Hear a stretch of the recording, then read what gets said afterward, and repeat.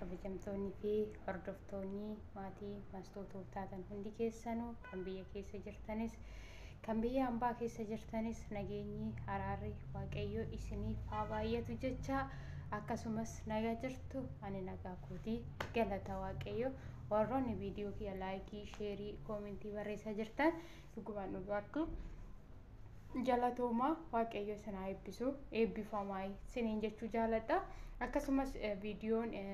gadda galakkisee tokko irratti dhageessanii yoo jiraatanii akkasuma obboleettii keenya hinaan yookiin obboleessa keenya abbaa manaa hinaan irratti jechuudha abbaa manaa hinaanii ani walee hin beeku jechaa jira hinaanis dammoo abbaa manaa kootirraa naaf taa'ii jechaa jirti bakkee kanatti immoo maal goona jenna amma mee waan waleen tuubii jette immoo olumaan dhaggeeffannamee kamtu rakkina jidduu kana keessatti kamtu miidhame kamtu immoo miidhaa hin qabne kootaamee olumaan dhaggeeffannaa walee waan jettu jechuudha. Kaleecha wantan dhiiteerra darbetu har'a na bochisaara. Kaleecha wantan of duuba garagaree ilaaluu didee fuuldura koo qofa ilaaletu har'a deebisee na bochisa. Kaleecha jaalalaaf na duuba deemu garagaree ilaaluu didee har'a garuu deebi'ee bo'aa jira. Inni illee maal abbaa miliyoon irraa jaalalli na qabe jedhee qalbii fakkeechee dubbadheera ture. Immoo hinaanis akka itti beektutti natu wal barsiise ishiin hiriyaa kootidha kan jettu beekti. Anii fi abbaan miliyoon yoom akka ol beennu ejjatti akka ol beennu ishiin hin beektu. Anii fi abbaan miliyoon magaalaa Qarsaa keessatti bakka kanatti amma gaafa maal taanu gaafa barumsa gibbii warra maammoo kan jedhamu tokko keessatti wajjin teenye yeroo sanitti akka carraa nama gaabbiin jira gaabbiin kiyya kunis nama duraan na kadhatu amma garuu moo dhabee tanan jira ani dirroo har'a hin beeku kaleessan beekaa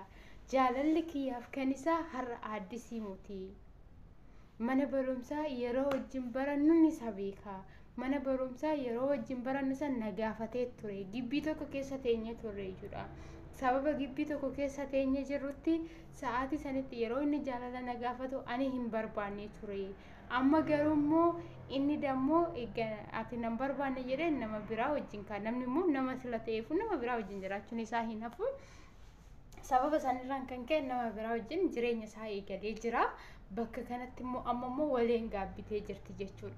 Ashi bakka kanatti akkam godhu kame nanaaf gaafidha bakka kanatti inni akkuma viidiyoo irratti illee dubbadhe namni tokko eeggatti tidaarii nama biraa waliin eegale akkamitti bahee dhufaree yookiin kaleessa ka lamin yeroo tokko dogongora keessa illee seenuu dandeenya dogongora yoo jennu fakkeenyaaf kaleessa gaafatee ture ta'a garuu immoo kaleessa gaafate malee yookiin waa'ee jaalala dhugaa keessa bu'ee hin beeku ture oduu jaalala dhugaa keessa bu'ee beekee namni kun nama biraa bira deemee jireenya isaa hin uumu ishuma obsaan eeggata ishuma haga guyyaa gaafa ishiin ishi isaan jettutti obsaan eeggataa ture jedhu namni kun immoo obsaan ishiin eegganne kaa deemee immoo jireenya isaa nama biraa wajjin eegale kaa gaafa jireenya nama biraa wajjin eegalu kana immoo ilmoo godhate nama sanirra bakka kanatti akkam godhuu qaba kaa ishii namni kun silaa tokko akkam godha mana isaa diigamoo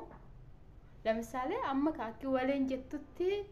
gizee sanirra amma gaabbee jira jaalalli akka badaa isarraa naqabee jira ani mana namaa keessatti bo'an jira mana namaa keessatti gaddaa tanan jira mana namaa keessatti jireenya mana hambaa keessatti biyya hambaa keessatti isa malee jiraachuu hin danda'u jechaa jirti. Rakkoodha dhugaa. Rakkisaadha dhugaa. Baay'ee ulfaata ta'e dhugaa waaqayyo jechuudha. Akkam goona haashii akkam goona hinaan dhiisii deemi jenna ammoo waleedha dhiisii deemi jenna bakka kanatti amma okkotee lafeetti rakkate okkotee xiqqishuu keessa yoo lafee gadi goote gadi sumbuu olis hin deebi'u jidduu kana keessatti rakkata okkoteen kun maal ta'a jidduu keessatti hin cawwa malee omaa galgalootu jira jechuudha amma jidduu kana keessatti mucaa akkam godhu kaashee addaa fudhatu moo woy guddi dhiifama garuu addaa fudhatu moo nama tokko nama lamaaf hin ta'u kan namni tokko nama tokkoof sila ta'ee fi akkam godhume ada baay'ee ulfaatadha dhugaa waaqayyo baay'ee ulfaataadha dhugaa nama kofalchiisa garuu sunis abbaa manaa kooti abbaa daa'ima kootitti jettee qabatte sin immoo asitti dammoo hiriyaa kiyya kaleessati ani hinaanitti hin himne amma kishin jettutti ka yeroo hinaanin iyyuu wal barsiistu kana walee mistira duuba hin beekti jechuudha la walee mistira duuba waan hunda isaatiiyyuu hin beekti ka oduma beektu deemtee akka nama hin beeknetti ol baratte. Bada hinaaniti miskiina dhugaa rabbii dhugaa homaa hin beektu isheen immoo gara laafummaa ishee deemtee abbaa manaa ishee hiriyaa isheetiin ol barsiisti. Baay'ee ulfaatadha dhugaa waaqa baay'ee tokko ulfaatadha maaliif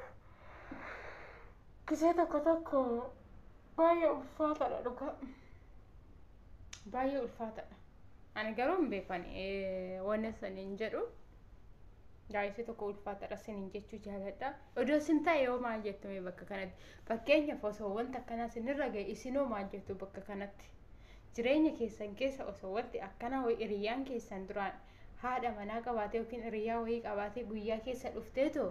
abbaa manaa keessan gaafii akkanaa gaafatte isinoo maal gootume?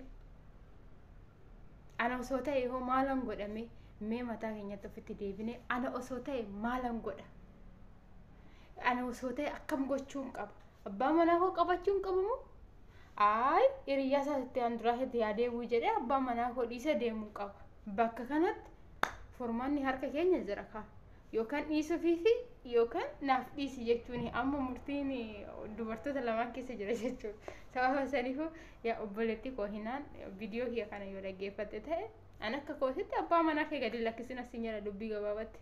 obboleettii koo walee tuubi ati immoo dura darbe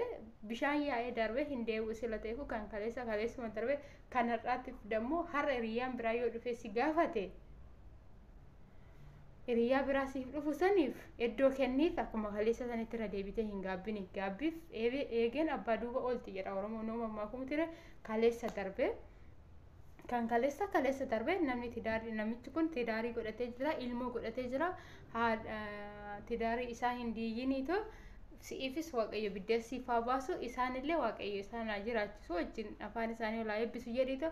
eebbisii gallakkisiitoo jireenya namaa keessaa bahii jireenya namaa hin jeeqini hagamitti dhagaama gooddanyaa ta'e biyya ambaa keessa tokko meeqamuu wajjin teessee gaaris haraas gaddas gammachuus waliin dabarsite har'ammoo abbaa manaa ishee irraa fudhattu baay'ee ulfaataadha sila ta'eefiyyuu abbaa manaa ishee dhiisito kan kee taa'ee si eeggata kan kee carraan ganaadha maaltu beekaa siin jechuu barbaada kan namaa hin eeggatini kan waaqayyoo eeggadhu siin jechuu jaaladha viidiyoowwan ani haasa'e kana keessatti jechoota ani haasa'e kana keessatti dogonkora yoon qabadhe dhiifama naa godhaa maqaa waaqayyootiin garuu obboleewwan koo hinaan walee dhiifama waliin lolinaayi namaaf jettanii dhiiraaf jettanii waliin lolinaayi hinaan ati abbaa manaa kee abbaa daa'ima keetii qabadhu walee ati immoo hiriyaa kee kan ammasiif dhufu anoofa footitti of eeggadhu kan ufafootiif yaadisiin jechuu barbaada haga viidiyoo biraatiin walitti deebinutti turtii gaarii isiniif haa ta'u.